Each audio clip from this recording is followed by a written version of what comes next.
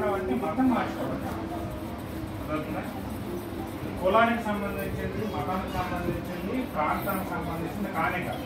దేవుడు మనం వేసుకున్న బట్టలు కానీ, మనం పెట్టుకున్న బొట్టు కానీ దేవుడు చూసేది హృదయం మాత్రమే.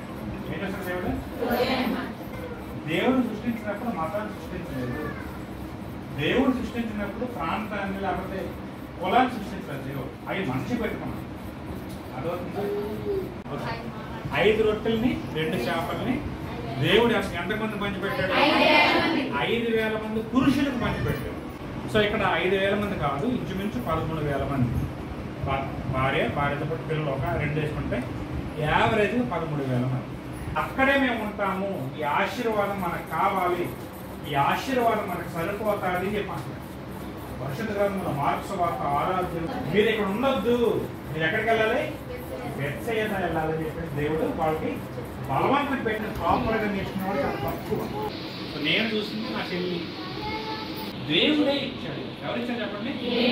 అంటే కృతజ్ఞతాస్తులన్నీ థ్యాంక్స్ ఆయన మేము నిమిత్త మాత్రం జస్ట్ ఎంగాలిక్స్ మాత్రమే.